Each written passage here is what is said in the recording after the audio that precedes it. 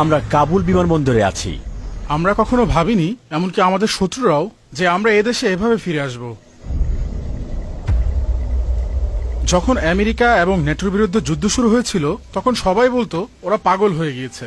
যেখানে আমেরিকা একটা সুই পর্যন্ত দেখতে পারে, সেখানে পাহাড়ে রাইফেল বহন করা এরকম একটা বড় কাজ তারা এটা কিভাবে করবে?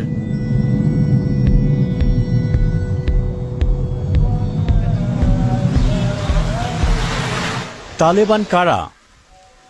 তালেবান বলতে কি বোঝো?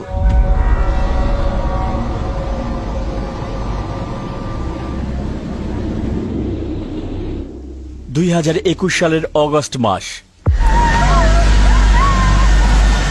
পুরানো মাকড়সার জাল ছিঁড়তে এবং ভাঙতে শুরু করলো। আর এগুলো হলো সেই ছেঁড়া রেশম, যা তার নির্মাতাকে ধরে রেখে তাকে অনুসরণ করার চেষ্টা করছে, যে তাদেরকে অনিবার্য নিয়তিতে ছেড়ে গেল। আমাদের নিশ্চয়ই মনে আছে আমেরিকার বিমানের কথা। 2021 সালে যখন এটা উড্ডয়ন করছিল তখন আফগানরা আরোহণ করতে চেয়েছিল। 2021 সালে কি ঘটেছিল এই বিমানবন্দরে সবার নিশ্চয়ই মনে আছে।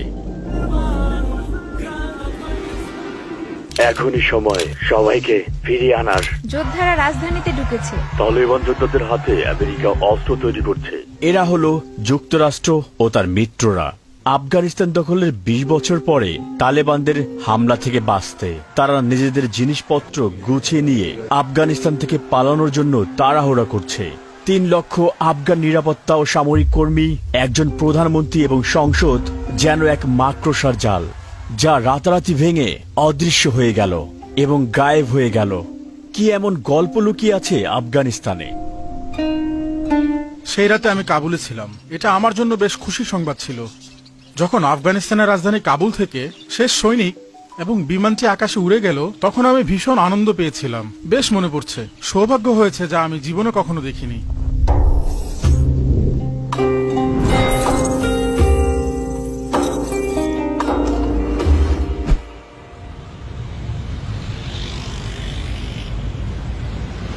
আসসালামু আলাইকুম।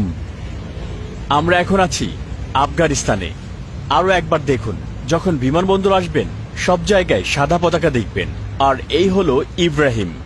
আসসালামু আলাইকুম, ভালো আছেন নিশ্চয়ই? দ্বিতীয়বারের জন্য আপনাকে স্বাগতম। আমি এখানে এসেছি, দ্বিতীয়বার। কিন্তু সবকিছু হ্যাঁ, বদলে গেছে। সবকিছু বদলে গেছে।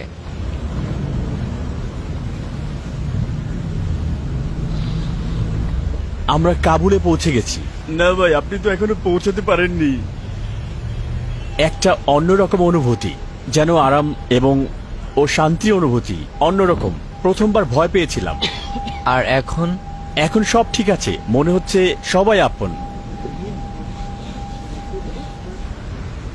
যখন মার্কিন বাহিনী এবং আমেরিকানরা এদেশ থেকে চলে গেল সবাই বলল কাবুলের বিজয়। তারা সবাই পাহাড়ে থাকতো। আর এখন আপনাদের কেমন লাগছে?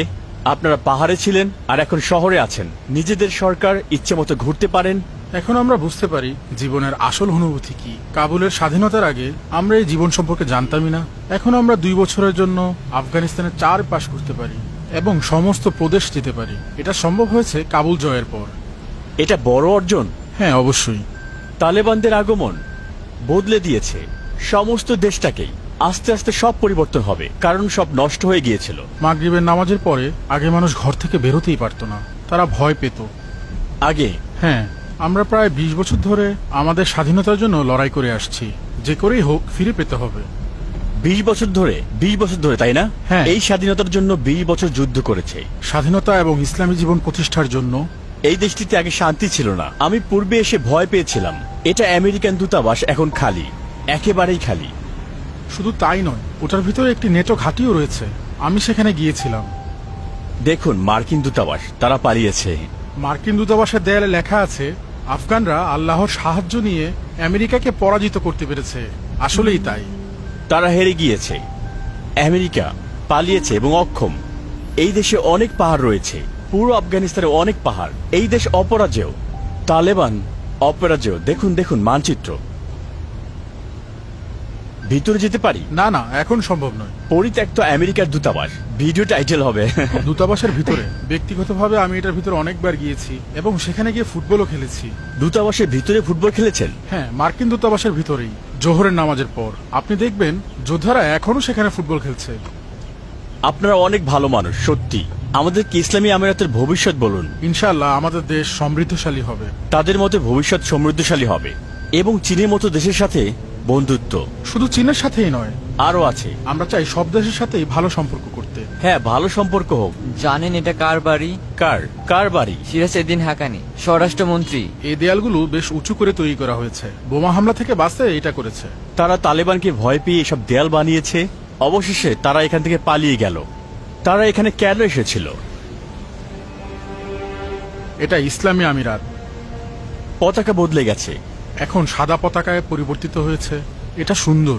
একটি সাদা পতাকা, তাতে লেখা আছে আল্লাহ ছাড়া কোনো মাবুদ নেই। তাদের নিজেদের প্রমাণ করার সুযোগ আছে।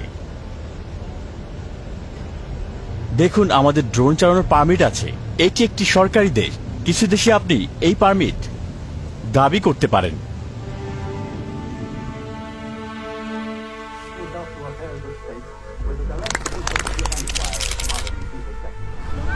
আমরা এখান থেকে আমাদের গল্প শুরু করব। আফগানিস্তানের রাজ্য থেকে আফগানিস্তানের প্রজাতন্ত্র পর্যন্ত এবং রাজনৈতিক দলগুলির মধ্যে ক্ষমতার লড়াই। 1973 সালের 17 জুলাই রোজ মঙ্গলবার আফগানিস্তানের রাজ্য একটি প্রজাতন্ত্রে পরিণত হয়। আফগানিস্তানে যখন সোভিয়েত আক্রমণের সময় সোভিয়েত সৈন্যরা আসতে শুরু করেছে এবং ডিসেম্বরে তাদের সংখ্যা বৃদ্ধি পাচ্ছে। এই আক্রমণ শান্তির পক্ষে হুমকি হয়ে দাঁড়িয়েছে। সোভিয়েত আক্রমণের যোদ্ধাদের প্রতিরোধ আফগানিস্তানের কমিউনিস্ট সরকারের জন্য হুমকি।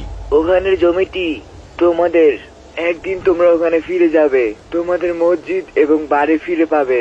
আল্লাহ তোমাদের পাশে, কারণ তোমাদের যুক্তি ঠিক আছে। আফগানিস্তান থেকে ইউএসএসআর এর পরাজয় এবং প্রত্যাহারের জন্য কমিউনিস্ট আফগান সরকারের সাথে সোভিয়েত ইউনিয়ন আনুষ্ঠানিকভাবে সৈন্যদের আফগানিস্তান থেকে ফিরিয়ে নিচ্ছে।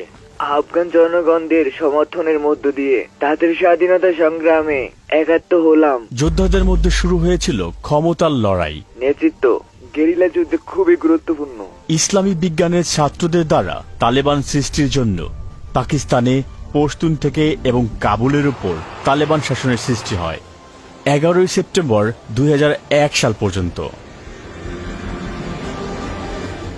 আজ মার্কিন যুক্তরাষ্ট্র লিখিতভাবে তালেবানদের প্রতি এই দাবিগুলো তোলে। আফগানিস্তানে আমেরিকার দখলদারিত্ব, তালেবানদের পতন ঘটানো এবং পাহাড়ে স্থানান্তর। এরপর আমেরিকা ও মিত্রদের বিরুদ্ধে যুদ্ধ শুরু হয় এবং আফগান সরকার দ্বারা মার্কিনীদের 20 বছরের জন্য নিযুক্ত করা হয়। মার্কিনীদের পরাজয় এবং প্রস্থান, কাবুল এবং তালেবানদের বিজয়ের মাধ্যমে 20 বছরের যুদ্ধের অবসান ঘটে। আফগানিস্তানের 20 বছরের যুদ্ধ আমেরিকা শেষ করলো। এটা ছিল আমেরিকার ইতিহাসে সবচেয়ে দীর্ঘ সময় ব্যাপী যুদ্ধ। এখানে যে পুলিশ সদস্যরা দাঁড়িয়ে আছে তারা সবাই তালেবান। হ্যাঁ, তালেবান। এটাই বর্তমান আফগানিস্তান। কাবলি পোলাও, পশতুন। আপনারা সবাই পশতুন? হ্যাঁ, পশতুন। আমি পাশতুন উপজাতি থেকে এসেছি। খুব ভালো। আমি উজবেক থেকে। সবাই ভাই ভাই। হ্যাঁ। মাশাআল্লাহ। এখানে কোনো বর্ণবাদ নেই। নেই? সবাই ভাই। ভালো। হ্যাঁ, ঠিক। সত্যি। ঠিক আছে, আমাকে বলুন, তালেবান শব্দের অর্থ কি ছাত্র? হ্যাঁ। তারা ছাত্র? হ্যাঁ, তারা ধর্মীয় বিদ্যালয়ের ছাত্র। তুমি একজন ছাত্র? হ্যাঁ, আমিও একজন তালেবান এবং ছাত্র। এই রাস্তাগুলো নামকরণ করা হতো যুদ্ধের নেতাদের নামে। তালেবানরা এসে সেটা বদলে দিয়ে নবী সাল্লাল্লাহু আলাইহি সাল্লাম এবং খলিফাদের নামে নামকরণ করে এবং কিছু কিছু রাস্তা সাহাবীদের নামেও করা হয়েছে।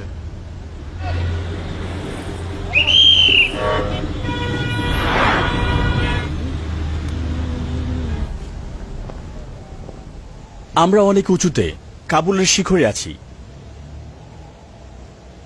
ইসলামী আমিরাত তারা এটা এখানে সেট করেছে। আমি বেশ মুগ্ধ। দেখুন, ডোম অব দ্য রক। আসসালামু আলাইকুম। মাশাআল্লাহ। প্যালেস্টাইন? প্যালেস্টাইন। মাশাআল্লাহ।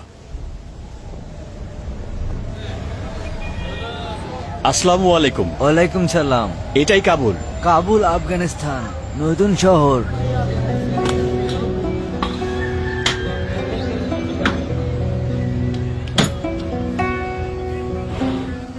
মুরগির দোকান। সে মুরগি জবাই করবে? হ্যাঁ, আপনার জন্য। না না না, ধন্যবাদ। লাগবে না, লাগবে না। আপনি আফগানিস্তানে এসেছেন, তাই জবাই করবে। না না ভাই, অনেক ধন্যবাদ।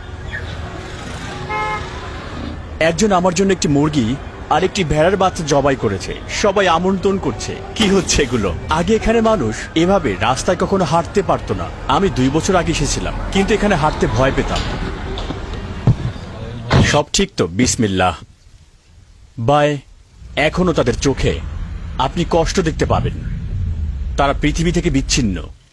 এটা ইসলামী বই, মনোবিজ্ঞান, এগুলো সবই মনোবিজ্ঞান। এটা ইতিহাস। ইতিহাস? হ্যাঁ, ইতিহাস। তালেবানদের? তালেবান না, এখানে তাদের ইতিহাস নেই। এই সেলিম। এই হোটেলে আজ রাতে থাকবো। 5 তারকা? হ্যাঁ, 5 তারকা। 5 তারকা হোটেল। এটা এখানের একটি বড় হোটেল, ক্যাফেও আছে। দারুণ তো।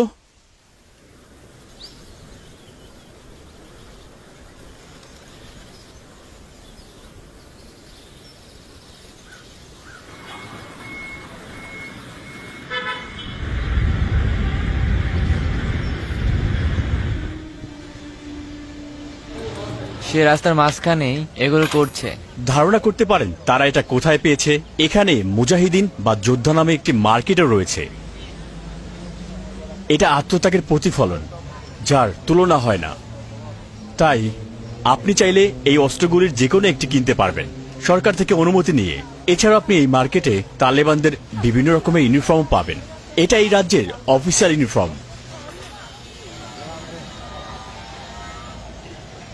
এটা একটি অস্ত্রের বাজার। এখানে তারা অস্ত্র ঠিকও করে, সব সময় প্রস্তুত।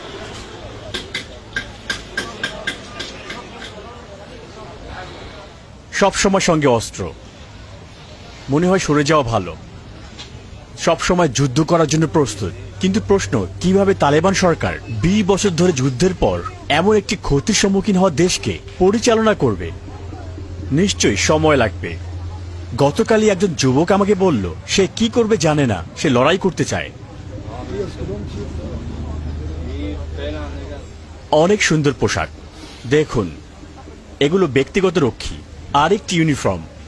তারা নিজেদের প্রমাণ করতে চেষ্টা করছে, কিন্তু তারা এখনো নিজেদের প্রমাণ করতে পারেনি, বিশ্বের কাছে দেশ হিসেবে স্বীকৃতি পায়নি। এগুলো সামরিক বাহিনীর জন্য। এগুলো চাইলে সবাই নিতে পারে। সবার জন্য। এই ছবি সব জায়গায় দেখা যায়।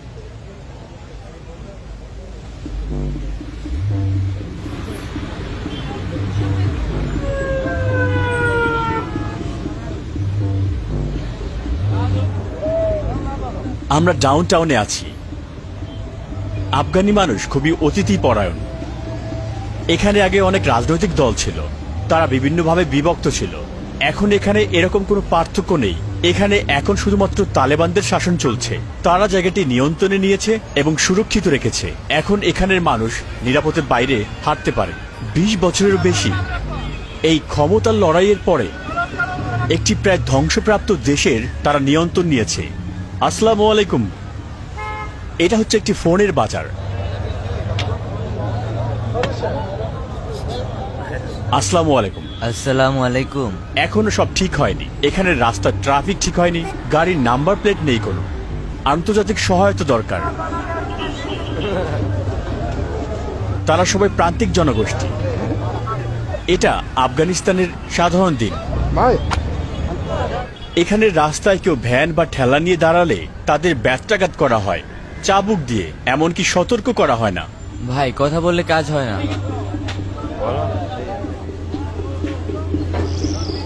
আমরা আছি কাবুলের মান্দাই বাজারে।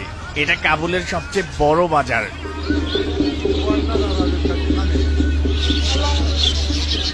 আমার জন্ম সৌদি আরবে। আমি 5 বছর আগে এই আফগানিস্তানে এসেছি। আমি ইসলামী আমিরাতের আগের সময় থেকে এখানে বসবাস করে আসছি। আগে এখানে আমাদের জীবন খুবই বিপন্ন ছিল, চোর, বিস্ফোরণ এবং ডাকাত ছিল। এখন আফগানিস্তান ইসলামী আমিরাতের দখলে আছে। পরিস্থিতি এখন 80% ভালো হয়ে গেছে। চা হবে? তিনি আমাদের চা খেতে বলছেন। একটি চমৎকার দেশ।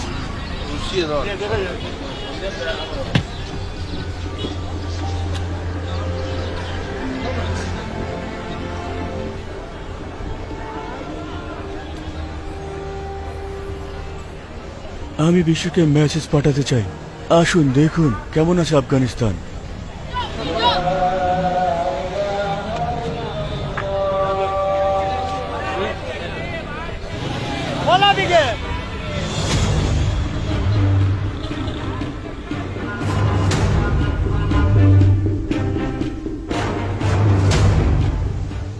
আমরা এখন সোভিয়েতের ট্যাঙ্কে আছি। হয়তো ভালোভাবে দেখতে পাচ্ছেন, আমরা বালাহিসরা দুর্গে আছি। এই ট্যাঙ্কটি দেখুন, সোভিয়েত ইউনিয়নের। তারা এটাকে সাজিয়ে রেখেছে কাবুলের দৃশ্যের সাথে। পুরো কাবুল শহরে আপনি পতাকা দেখতে পাবেন। কিছু অংশ মার্কিন বাহিনী থাকতো, আর কিছু অংশ ছিল সোভিয়েত ইউনিয়নের। আমেরিকা এখান থেকে চলে গিয়েছে, তাই তালেবানরাই এখন জমির মালিক। এই স্থানটি একসময় আফগানিস্তানের শাসনকারীদের প্রাসাদ ছিল, এখানে প্রথম মোগলরা থাকতো। কারণ এই জায়গা থেকে পুরো কাবুল শহর দেখা যায়। আর এই কারণেই সব শাসকরা এই জায়গাটি বেছে নিয়েছিল, এমনকি সেই সময়ের মোগলরাও সবার প্রিয় জায়গা।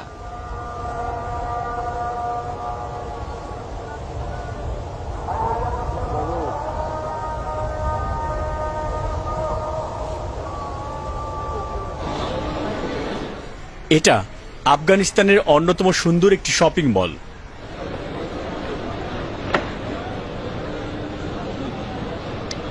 তবে আপনি এই শপিং মলে আন্তর্জাতিক কার্ড যেমন ভিসা বা মাস্টার কার্ড ব্যবহার করতে পারবেন না, কারণ এই শপিং মলে কোনো আন্তর্জাতিক ব্যাংকিং সেবা নেই। এখন আমরা দেখতে যাচ্ছি খুব কাছের একটি ব্রিজ, যেটাকে বলা হয় পাবলো এসকোবার সেতু। ভাবতে পারেন এই সেতুর নিচে একটি গর্ত ছিল। যারা এখানে মারা যেত সবার লাশ একের পর এক স্তূপ করা হতো এই জায়গায়, যেন জুসের বক্সের মতো তারা জমা করত। ওই দিকে দেখুন। কিন্তু এখন এই সেতুটি তাদের কাছে একটি সুখের সেতু। ওই জায়গায় তখন মাদক বিক্রি হতো, সব রকমের খারাপ কাজে এটাকে ব্যবহার করা হতো। এখানে আমরা মদ খাই। কিন্তু যখন তালেবানরা এলো, তারা আফিম শিল্পকে পুরোপুরি ধ্বংস করে দিয়েছে। শহরি এলাকায় একটি আফিম চাষের জমি রয়েছে। আফগানিস্তান পপি চাষ করত, আর সেটা থেকে তারা আফিম আরোহণ করত।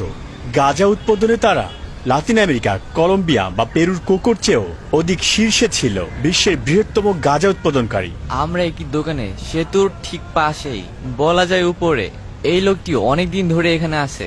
আপনি কি আগেই ভালো ছিলেন নাকি এখন ভালো আছেন? তার মতে 2 বছর আগেও এই জায়গাটি অনেক ভয়ানক ছিল, মানুষ হাঁটতে পারতো না, চারদিকে মাদকের গন্ধ ছিল, স্বাস্থ্য ঝুঁকি ছিল। দ্বিতীয় অংশে আমরা জানার চেষ্টা করব মহিলারা কোথায় হারিয়ে গেল এবং কেন মেয়েদের কোনো স্কুল নেই, এবং আমরা তালেবানদের একটি স্নাতক স্কুলে যাব। তালেবানে যোগ দিতে সেখানে পড়াশোনা করতে হয়। বিশিষ্ট ব্যক্তিদের সাথে কথা বলতে আমরা তালেবান প্রাসাদে যাব। যুক্তরাষ্ট্রে এবং গোয়ান্তানামোতে মন্ত্রী ছিলেন, প্রতিরক্ষা মন্ত্রণালয়ের প্রতিরক্ষা বাহিনীর নেতাদের জানবো।